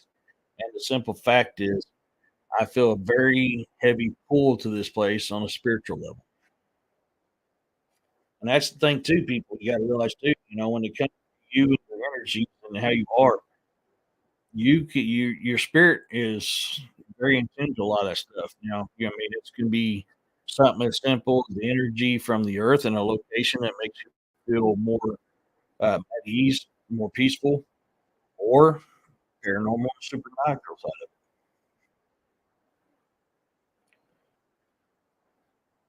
it. Have you ever got strong feelings going through a town that something doesn't feel like? I actually, sadly, quite often, Roxanne, very often. It's like I said earlier in the show. There's all kinds of supernatural and paranormal activity everywhere you go in this world, and there's been several times I've been in town going, something ain't right. Something just don't feel right, and I try not to linger in that area too much. I try to go to an area that feels a little bit better. Uh, but there is areas when you go into a town or city that you feel that pull, and I'm trying to think the best way to describe it. It's like it's like something's pulling at your very soul. I mean, you just feel it. You feel that negative energy, and that's very common in towns and cities. I mean, it's, common everywhere, don't get me wrong, but I think it's my theory on that, the reason why it is like that in towns and cities is because there's such a high population. So it leans towards that. Unlike the rural area, like where I live, there's not a whole population, so therefore it's not enough energy for them to feed off of, or just because there's many people living out there, there's not that many spirits here. So I mean, it's very possible. I feel it every time I go through Nevada, Missouri. I've been through Nevada, Missouri a few times. There's one time I went through, I mean, there's one time I've been through that you really did. I mean, it hit you strong. It really hit you strong. Uh, and that's, I mean, there's a lot of places. Kansas City, when it comes to Missouri, Springfield and Kansas City for me is where I feel the biggest pulls. I do in St. Louis as well, but I've only been to St. Louis a couple times, and that's to go to a St. Louis Cardinals baseball game.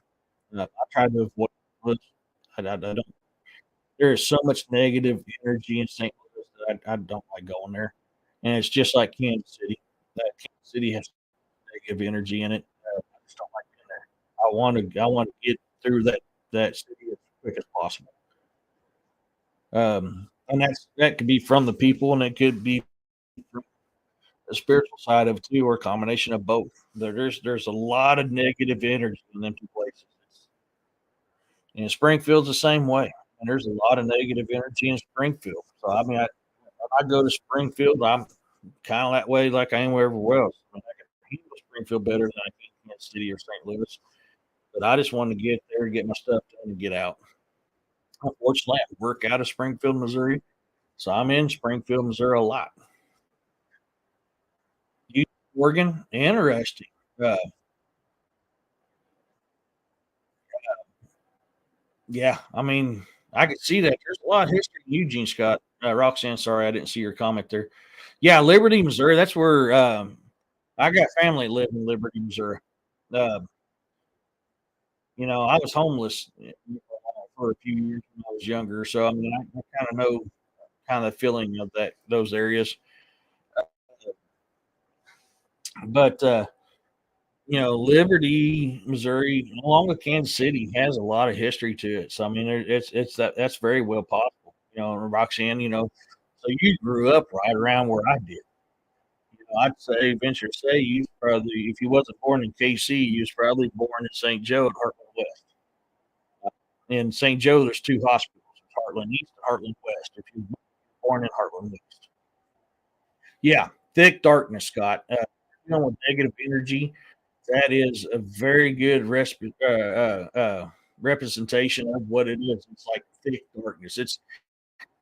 It's almost like you feel good, and all of a sudden, pow! You hit this damn wall, and it's just dread and sorrow and the life, like the life is sucked out of you. And oh, you was born in Springfield, Missouri. So you was born at either Mercy or but when you hit that negative energy, that's what it feels like, man. You just feel dread, you feel sorrow, you feel misery, you feel depressed, you feel like, I mean, it's like your soul is being sucked from your body. That is one of the best ways to describe what negative energy is.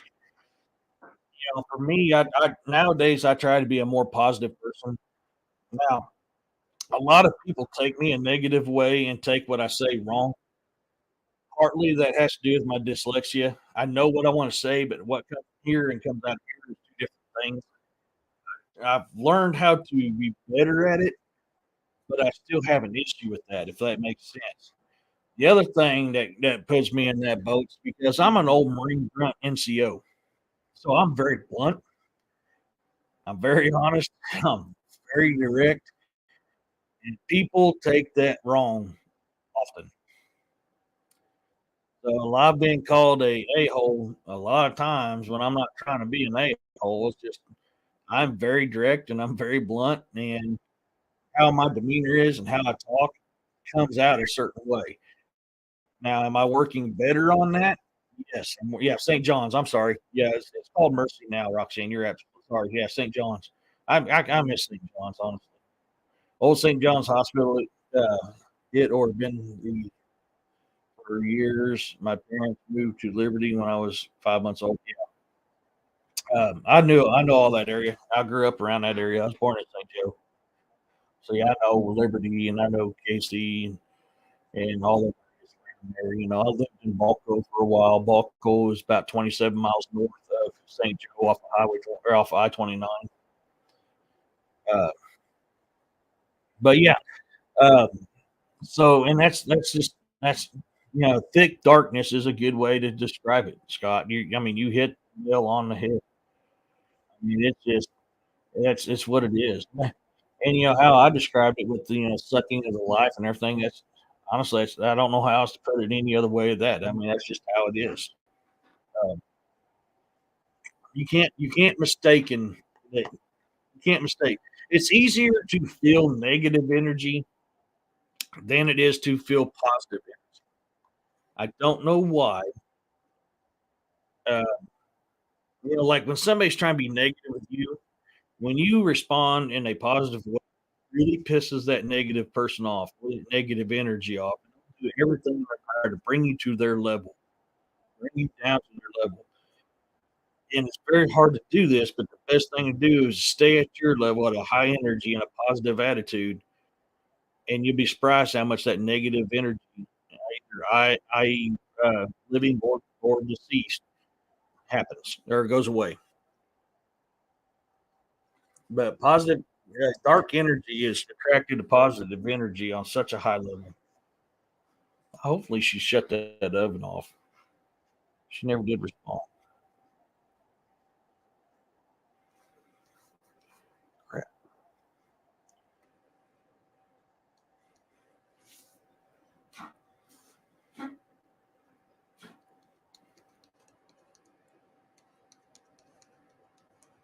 If she didn't, I want to run in there real quick and shut that off. I don't want to ruin my roast. I got a roast cooking in the Dutch oven in my oven. Dutch oven in the oven. But yeah. So I mean, that's why that's why I want to do this show tonight about Ghost was because Friday night's investigation. I'll be on with DA Robert. Leave he said next Saturday. I'll let you guys know. I think it's next Saturday. I'll be on with him. I'll have to check with him. I can't remember if it's that Saturday or Saturday after. And I want you guys to be able to come over to when we go on there because we're going to talk about our investigation. Currently, I've only made it through. I still have four other cameras to go through, so I've got 20 plus hours I have to go through, plus another somewhere around 8 to 10 hours of audio to go through. So I still got a lot of work on my end I got to do. Um, Thank you, Roxanne. Yeah, give me 1 second. I'll put that up there. Actually, I'm glad you said something because I forgot to put that up earlier. So the doc, I'm for those of you who don't know, I'm part of a docu series called Byways of Bigfoot with Linda Eastburn. By the first part of Byways of Bigfoot is going to be released on the 15th of this month. So in 5 days, you'll see my fluffy hillbilly butt tramping through woods and pretending like I know what I'm doing. Hey, there's a Bigfoot sign.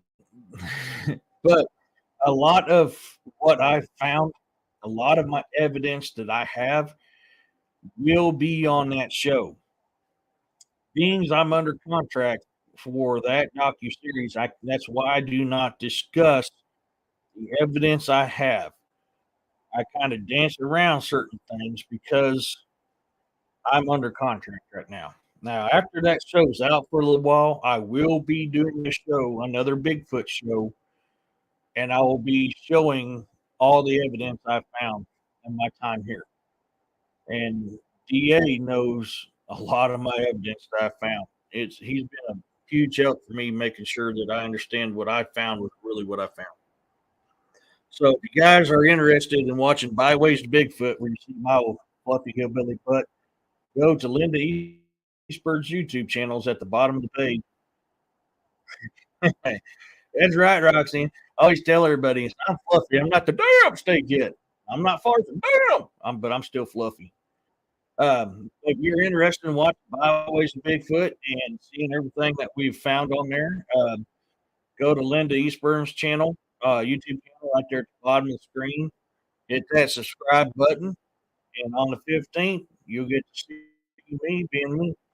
So I love being in the woods. I love doing that stuff. I haven't been able to a lot the last few months due to injuries and sickness. I've not been able to be in the woods near as much as I wanted to. I'm starting to get moving around a little bit better. I still have some issues. You know, my knees started hurting a little bit after Friday night, being on them for so long. Uh, but I mean, it's just I'm almost healed, so we're doing good. I can still get out and do it. So I'm gonna go out and get out and do it. Da, you still in here, bud?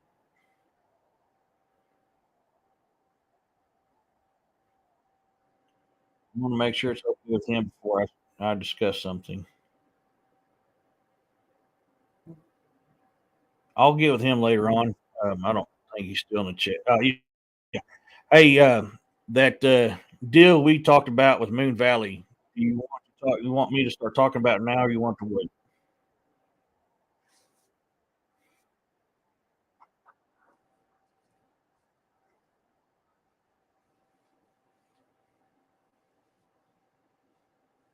I don't want to say too much until you're ready. Okay. So Da and I have talked about doing our very own documentary, and we're going to do it up in Moon Valley. Um, okay, good, good. I didn't want to say too much about it without confirming with you first. So those of you who don't know, Moon Valley is here in Dallas County, Missouri. Moon Valley is known for the Dallas County cannibals. Now, there's other stuff that goes on in Moon Valley. You have cryptid stuff and paranormal and supernatural stuff that happens in Moon Valley. So DA and I will be doing a documentary soon on Moon Valley, and we're going to be trying to hit and get as much information we can, see what we can find out there, what's going on. DA himself has had personal experiences with Moon Valley, and I'll let him discuss that on his own, probably on his show. Unless you want to come on now, if you want to come on now, I'll send you a link. Talk about it, or we can wait till your show. It doesn't matter, bro. But he's had his own because Da grew up in that area. So he's had his own experiences there as well. So we are going to get to the heart of Moon Valley and see what's going on up there. That documentary will be coming soon. No worries. We can always wait till your show. Um, so you guys be looking for that. As soon as we get the logistics of that figured out, we'll start doing that. So you guys will be able to start watching that too. Um, I've got a couple more investigations I'm working on getting lined up for DA and I. There's a cave that we recently unearthed. The entrance had been caved in, and they've recently opened the cave up. When they opened the cave up, they found a odd-looking canine skull sitting on a shelf inside of the cave. Their best guess is it's a Great Dane. Uh, yeah, it's going to be fun, Roxanne. It's really going to be fun, hon. Which the interesting thing about this possibly being a Great Dane skull is true. The owners have had Great Danes out there, but how does a Great Dane skull get inside of a sealed cave and sit on a shelf? This is a very odd looking skull. I do not have permission right now to share that on my YouTube channel. That's why I've not done it yet. Uh, but I have possibly got a chance for DA and I to go up and check this cave out. Um, I've also got something, I believe it's along the James River, if I'm right. This I can actually share. Let me get loaded up. So, a friend of mine sent me something very interesting. Let's see. I think I got it in here. I'll check real quick. Oh, you're not showing me pictures? Oh, oh, I went the wrong way. That's why. Let me pull up this over here so I can see what number it is. Get out of there. Let me see which one I keep things in files. Um, yep, that's it. That's the one I want right there. Okay. So I gotta go here, here. So while I was doing the documentary with Linda Eastburn, and I can share this because it has no relation. Byways of Bigfoot. A friend of mine sent me that. That was taken along the James River. I can't remember off the top of my exact head exactly where that was taken at. But we're working on getting permission to go out there to do an investigation. I will be keeping things anonymous out of respect of the owner. But he was just walking along one day and poof, found that in the middle of sand. If I remember correctly, because he didn't, the picture was sent to him, but if I remember correctly, the measurements was around 17 and a half to 19 inches, somewhere around in there long. I don't remember exactly. I'll have to get with my friend to find out more. Or actually, no, he took the picture and had no way to measure it. I'm sorry, I was wrong. He took the picture and had no way of measuring it. But he was walking along the river there and came across that. You can kind of see where it was walking forward because right up there at the end of the toes, you see the sand or the silt pushed up. It's an odd looking foot, but that's a big foot. I mean, that's a big old foot. So if I can, as soon as I hear back, I'll get with my buddy again on that. We may be able to go out there and do some cryptid investigations out there. The other place with the cave, we don't have permission to share a whole lot of information on that right now. But due to the gentleman's work history, very credible. And all I will say is he has something to do with the blue line. Uh, very incredible guy, very strange. Um, yeah, yeah, well, I'm down like four flat tires, as Pocket Doc likes to say. DA, yeah, 100%. And that was recent. That was taken. I think I sent that what about 3 4 months ago, DA, if I remember correctly. Yeah, I remember seeing that. Yeah, I can't wait to get out there and see that. It's going to be fun. Cave's going to be fun. I'm really interested to find out what's in there. Um, as soon as I talk to certain people, may be able to do a paranormal investigation at the Masonic Lodge in Springfield called Gate of the Temple. Um, and I may also have a connection where we can go in and do a paranormal investigation of the Shrine Mosque in Springfield, Missouri. I would love to be able to do one at the Pythian Castle. Oh my god! It costs like $80 a person to go in and do one. You have to actually pay to do a paranormal investigation at Pythian. That's not actually not a bad idea, Roxanne. Honestly, um, Palm de Tar area is known for quite a few things. So, like I've said before, I used to run with a certain crowd. So that certain crowd has a pretty big presence in that area. So you have to be extremely careful when you're out there. Um, very, very careful when you're out there because you can easily disappear out there if you piss off the wrong person. But there is, I'm trying to remember. I can't remember if there's been howler sightings there or not at Palmy. I have to look it up. I cannot remember off the top of my head. I know there have been Bigfoot sightings. Um, uh,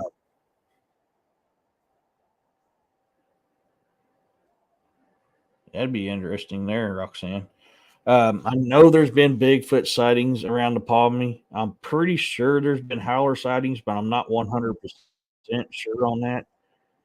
I think there's also been dogman sightings around the Palmy. For y'all don't know, Palmy is what we call Palm Star Lake.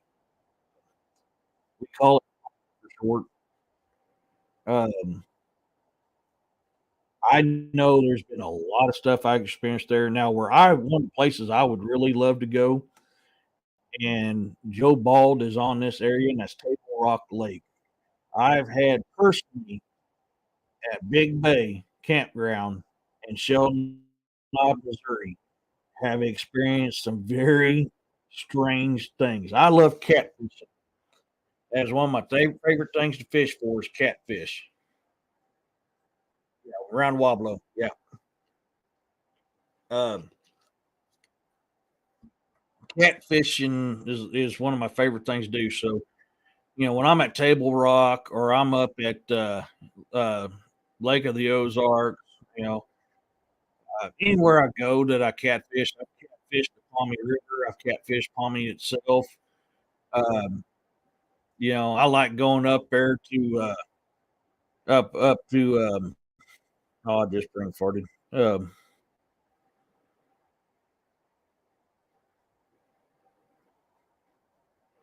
I forgot the name of the town off the top of my head. That's going to aggravate me, so I'm going to have to pull it up because otherwise I'm not going to be able to sleep until I figure it out. Um,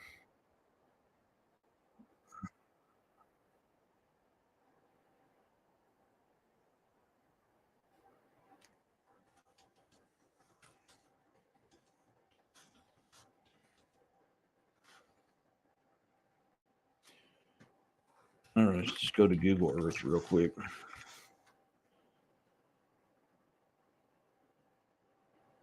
Yeah, man, it's going to. What is the name of that town? I want to say it starts with a W, but I could be wrong. I can't believe I forgot it. I love going up there to the dam and beneath the dam spillways where the boat ramps are released. If you get right there at the spillway and where the little cove where the boats get launched and go into the river, if you cast your line right there, you can land some hell of a good cat.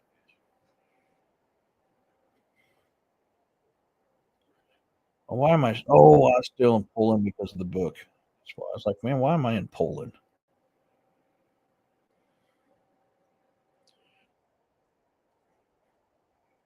Reorientate my map here.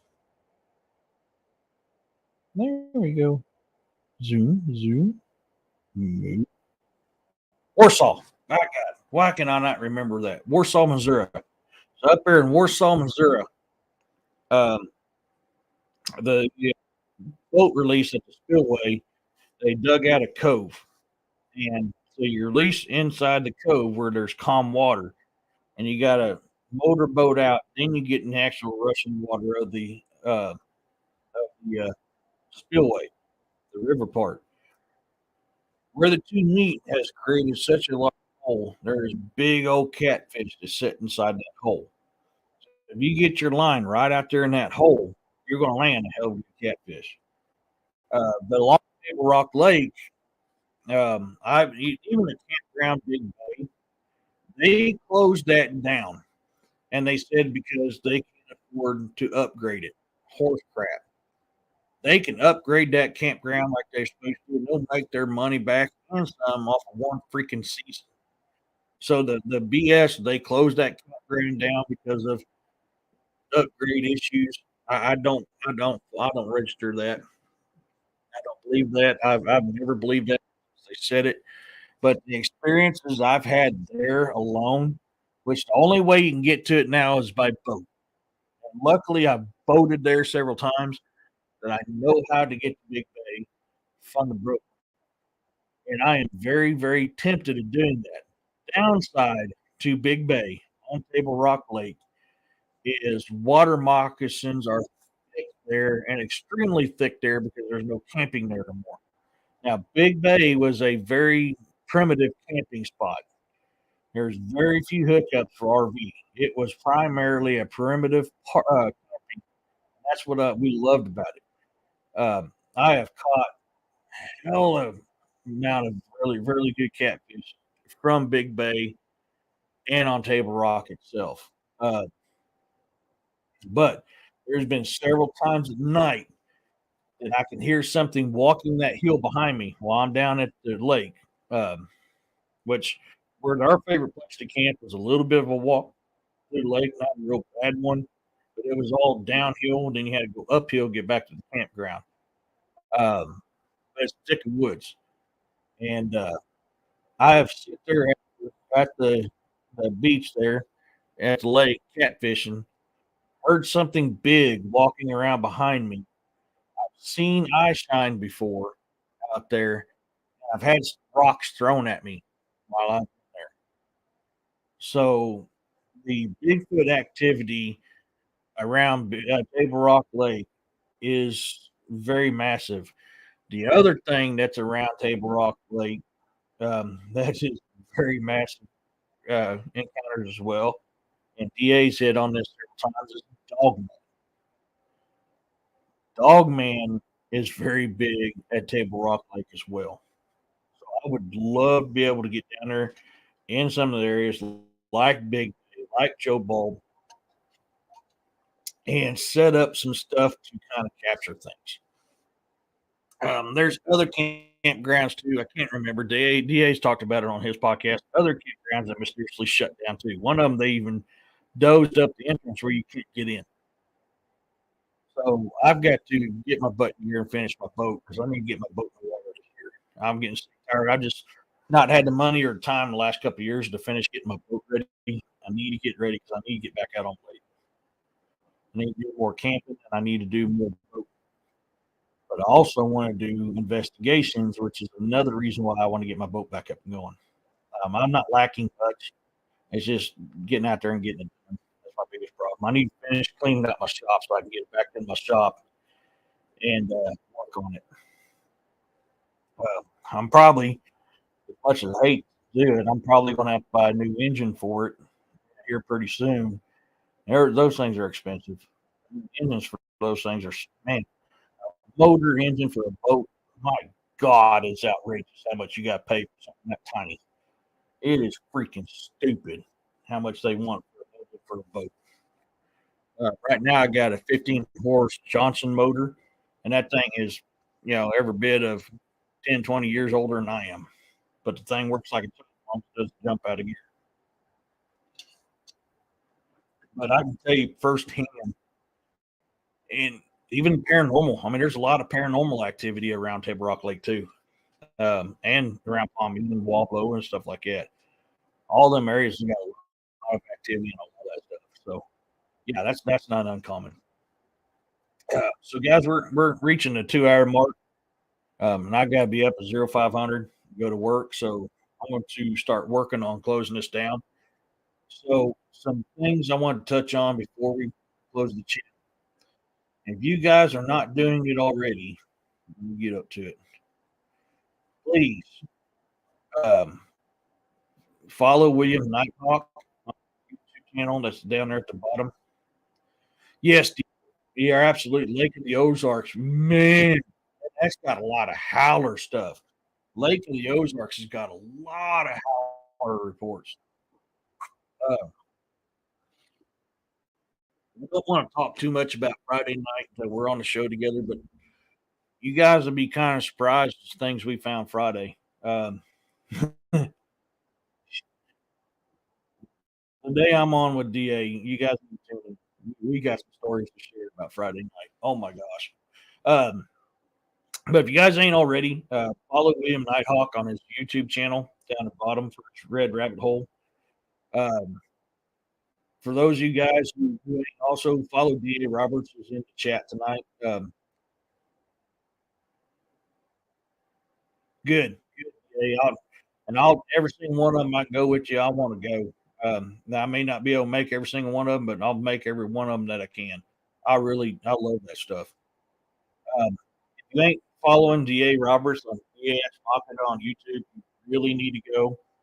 He is man, the man has he is a fountain of knowledge. In his books, the man can write books. He is very, very talented. He's even a number one best-selling author on Amazon. So you guys find him on DNX Machina. Go to Amazon.com, type in DA Roberts, and follow him on Amazon for every time he releases a book. Um, Also, if you guys get a chance, another good podcast to go to is Jesus Bayon's Breaking Discoveries and Breaking Bigfoot on YouTube. Highly recommend going and watching his stuff. Very, very much highly recommend going and watching his stuff.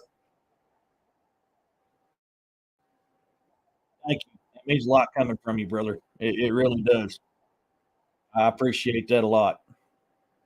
So if you guys get a chance, go to them YouTube channels, hit that like, subscribe, and share, and follow them. If you haven't already, hit that like, subscribe, and share button too. You guys got any ideas for any shows you want me to do? By all means, let me know. Yeah, yeah. I mean, I just got his second Ragnarok. No, no, no, no. I'm sorry. I got Blood Eagle in the other day. Yeah. Oh man. Yeah. You read his books. You can't put it down. Uh, so you can also follow me on Amazon.